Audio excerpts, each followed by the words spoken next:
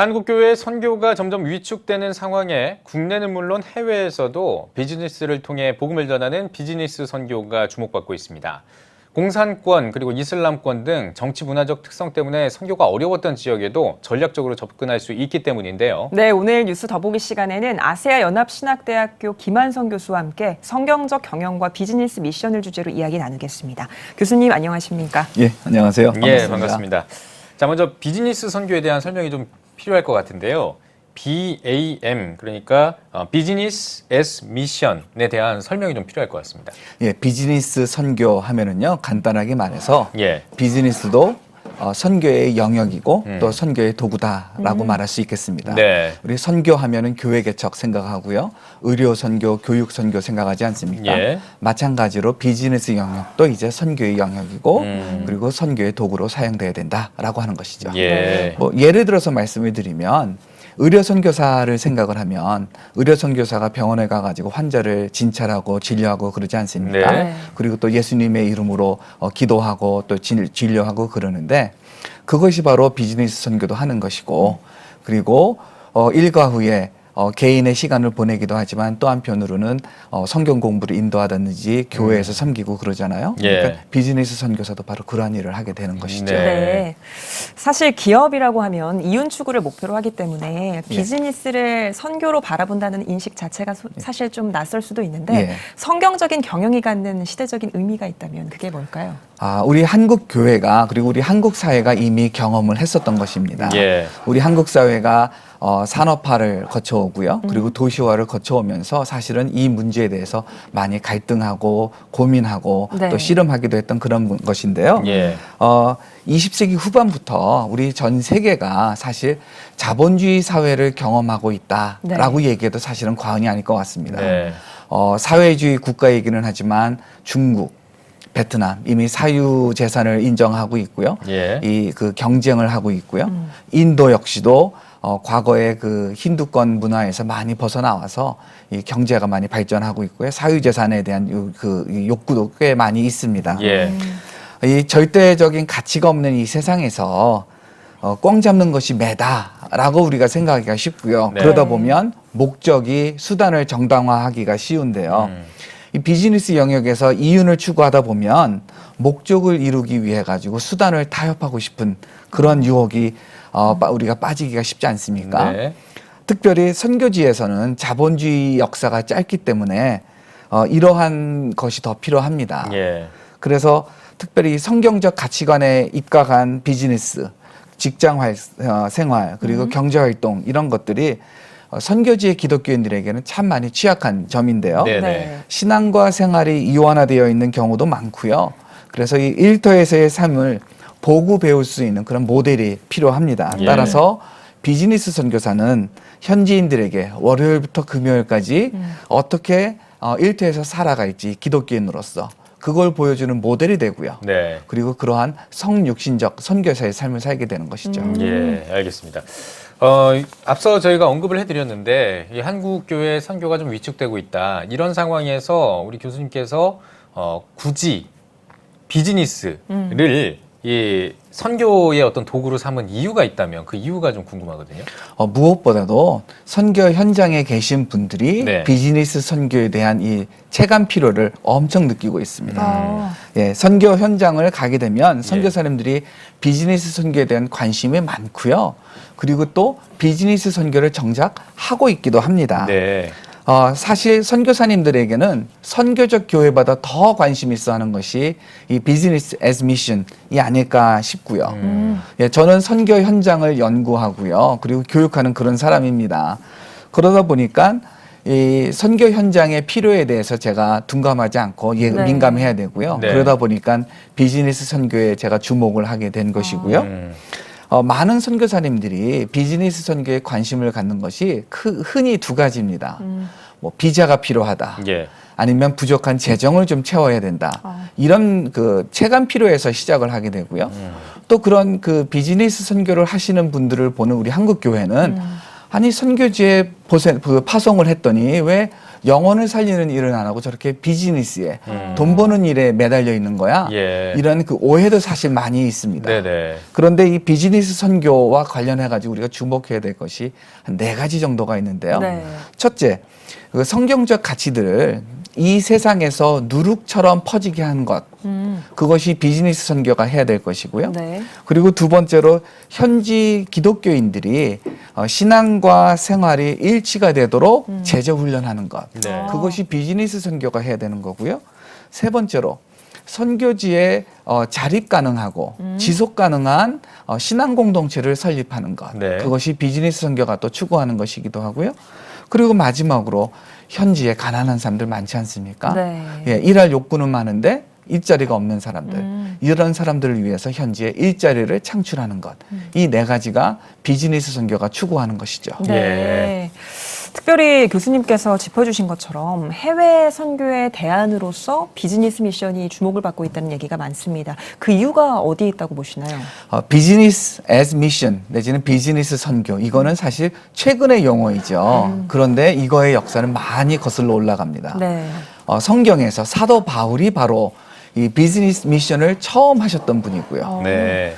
그리고 16세기, 17세기, 18세기의 모라비안 선교사들이 비즈니스 선교사들이기도 했습니다. 예. 그리고 1980년대, 90년대에는 2000년대 초반까지는 자비랑 선교, 예. 텐트 메이킹 선교 예. 이런 거로 언급되기도 했었죠. 네. 그런데 사실 우리가 살고 있는 이 선교 환경이 이전과는 너무 다릅니다.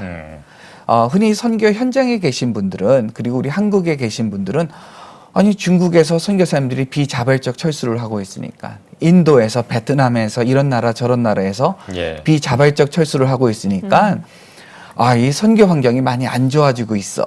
이렇게 생각하기가 쉬운데 이건 선교 환경이 안 좋아지는 것이 아니라 아예 환경의 패러다임이 전혀 바뀌었다. 이렇게 인식하는 것이 필요할 것 같습니다. 예.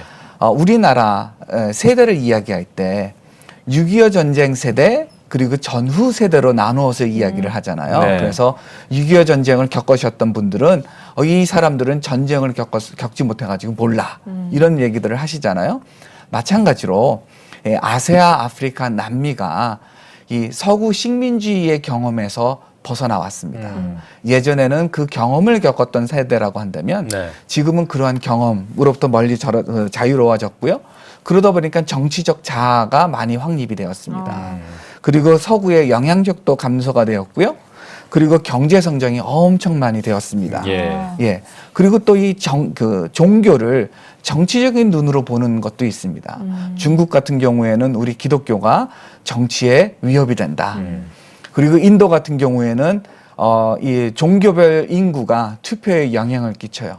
그러다 보니까 종교에 아주 민감합니다. 예. 그거에 비해서 21세기는 인구의 이동이 엄청 자유롭고요. 돈을 벌기 위해서 그리고 훈련을 받기 위해서 사업을 하기 위해서 전 지구적으로 옮겨 다니고 있잖아요. 이런 면에서 우리 선교사가 선교지에 가서 사업을 벌이거나 직장에서 일을 하는 것 너무나도 자연스러운 것이죠. 예, 알겠습니다. 이 비즈니스 선교를 활성화하기 위해서는 사실 그냥 뭐 혼자서만 할 수 있는 게 아니라 한국교회의 협력이 또 중요하잖아요. 어떻게 협력 방안을 좀 강구하고 계신지도 궁금합니다. 저는 크게 한 가지를 이야기하고 싶어요. 예. 그건 뭐냐면 유연성입니다. 우리 한국 교회가 복음 그리고 복음 전파에 헌신을 해야 됩니다. 예. 그리고 이것은 양보할 수 없는 것입니다. 예. 그런데 그 방법에 있어서는 우리가 조금 더 유연할 수 있지 않을까 싶습니다. 네. 이 유연성을 우리 모두가 가지고 있으면서 선교사님들은 학습, 연구 이것이 좀 필요할 것 같아요. 예. 현장에 계신 선교사님들 가운데 비즈니스 선교를 하시면서도 이 비즈니스 선교에 대해서 정확히 알지 못하시는 분이 있고요. 네. 또 본인이 그 종사하고 있는 그 업종 안에서도 도대체 이걸 어떻게 해야 되나 그걸 이해 못하는 분도 있습니다. 네. 심지어 성공 사례, 실패 사례도 잘 파악하지 못하는 분들도 의외로 적지 않습니다. 예, 예. 이러한 선교사님들은 연구하고 학습하는 것이 필요하고요. 한국 교회는 이러한 새로운 선교 형태인 비즈니스 선교를 지원하고 예. 그리고 이분들에 대해서 관리하는 것이 필요할 것 같습니다. 예. 예, 한국 교회에서는 아니 영혼 살리려고 그 선교지에 보냈는데 왜 네. 사업하는 거야? 이렇게 하기보다는 어떻게 하면 우리 선교사님들이 비즈니스를 좀 더 잘할 수 있을까? 예. 그걸 지원해주고요.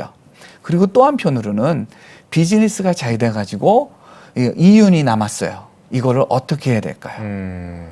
그리고 나중에 이 비즈니스를 이제 선교사가 선교지에서 철수하면서 비즈니스를 처리하게 될 때 어떻게 처분을 해야 될까요? 예. 이런 것들에 대한 관리 역시도 처음부터 좀 할 수 있으면 좋지 않을까 싶습니다. 네. 특별히 또 아시아 연합 신학대학교가 이 비즈니스 선교에 대한 학문적인 토대를 마련하는 데도 앞장서고 있다고 들었거든요. 자세히 좀 소개를 해주시죠. 예, 비즈니스 선교가 엄청 많이 발달하고 있고요, 발전하고 있습니다. 예. 이 비즈니스 선교에 대한 논의도 많이 깊어지고 있는데요. 그러다 보니까 비즈니스 선교를 훈련하는 좋은 과정들도 여러 있습니다. 예. 예, 아주 훌륭한 과정들인데요. 그런데 한 가지 단점이 있어요. 그게 뭐냐 하면 이 기간이 짧다 보니까 중요한 것들을 다루기는 하지만 깊이 다루지 못한다라고 하는 단점이요. 네. 예, 이것에 그 착안을 해서 우리가 2년 정도의 그 과정으로 훈련하는 것이 필요하다. 그래서 비즈니스 선교사는 자신의 비즈니스를 좀 더 잘할 수 있도록 그러면서 또 한표로 그 선교 현장에서 일본, 태국, 캄보디아, 라오스 이러한 현장에서는 또한 그 가르치는 선교사가 또 될 수 있지 않을까 예. 이러한 생각이 돼가지고요. 우리 선교대학원에서 비즈니스 전공 석사 과정을 신설하게 되었고요. 내년 3월부터 수업을 하고 있고 우리가 현재 학생들을 모집을 하고 있습니다. 네. 이걸 위해 가지고 비즈니스 전문가 두 분을 초빙 교수로 저희가 초빙을 했고요.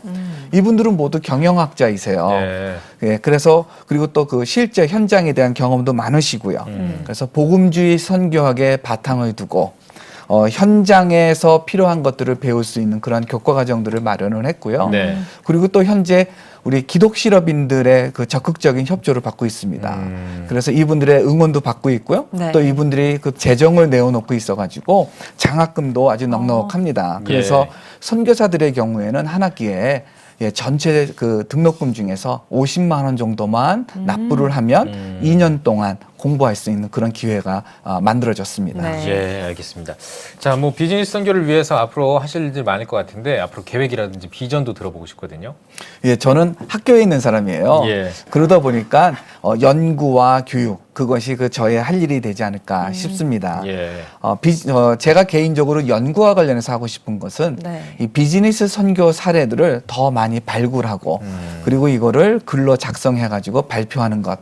예, 그것이 저의 그 연구의 목표입니다. 그래서 예. 최근에도 서남아의 한 지역에 다녀왔고요. 거기서 아주 좋은 자료들을 발굴을 했고요. 이제 이거를 빨리 정리해서 또 발표하는 것이 남아있지 않나 싶고요. 예. 그리고 또 이 비즈니스 선교가 한국 교회에서 좀 더 잘 알려질 수 있도록 그 인식 개선을 하려고 합니다. 예. 비즈니스 선교에 대해서 막연하게 부정적인 생각을 가지신 분들이 있습니다. 의외로요. 그리고 또 선교사님들 가운데는 비즈니스 선교를 그냥 도구로만 사용하려고 하지 예. 정말 비즈니스 선교에 이렇게 참여하려고 하지 않는 그런 분들도 있습니다. 네. 이런 분들에게 인식을 개선하는 것, 그것이 저의 할 일이 하나가 아닌가 싶고요. 네. 또 이 학위 과정으로 우리 학교에 와서 공부하시는 분들도 좋지만 시간이 안 되거나 여건이 안 되는 분들 같은 경우에는 워크숍이나 세미나 같은 걸 통해 가지고 이 필요한 실제적인 내용들을 가르치는 것, 네. 예, 그러한 것들이 저의 그 역할이라 생각을 하고요. 예. 그리고 또 하나 있다면 한국의 기독 실업인들 가운데 선교사의 마음을 가지시는 분들이 많습니다. 예. 이분들하고 선교지에 계신 선교사님들하고 네트워킹을 도와드리는 것. 예. 그것이 저의 할 일이 아닌가 싶습니다. 네. 교수님 마지막으로 한국교회 성도님들께도 한 말씀 부탁드립니다. 예, 저는 선교학자입니다. 그러다 보니까 선교에 대해서 말씀을 드려야 될 것 같은데요. 네. 교회의 본질은 선교입니다. 네. 예, 잃어버린 영혼을 살리는 것, 그것이 교회의 가장 기본적인 사역입니다. 다만 이것을 어떻게 할 것인가라고 하는 거, 이거는 시대에 따라서 달라질 수 있다라고 예. 생각을 합니다. 비즈니스 선교는 잃어버린 영혼이 구원을 받고 예수 그리스도를 통해 구원을 받고 새로운 삶을 살게 되는 것, 그걸 돕는 21세기의 선교이자 선교 전략입니다. 예. 예, 비즈니스 선교는 선택이 아니라 반드시 고려해야 될 필수가 되어가고 있습니다. 네. 한국 교회와 선교사들이 이 점에 대해서 분명히 좀 아시면 좋겠고요. 예. 그리고 이 비즈니스 선교는 전문 지식이 필요한 선교입니다. 네. 예, 의료 선교사가 의학을 배우지 않은 분이다. 어떻게 생각하십니까? 비즈니스 선교, 전문 지식이 필요합니다. 네. 따라서 교육이 필요하고요. 연구가 필요합니다. 예. 예, 한국 교회가 잘 준비된 비즈니스 선교사와 적극적으로 동역을 한다면 네. 예, 앞으로 좋은 열매를 거둘 수 있지 않을까 생각합니다. 예. 알겠습니다. 네, 오늘 뉴스 써보기 시간에는 아세아연합신학대학교 김한성 교수와 함께 이야기 나눠봤습니다. 교수님 오늘 나와주셔서 고맙습니다. 예, 감사합니다.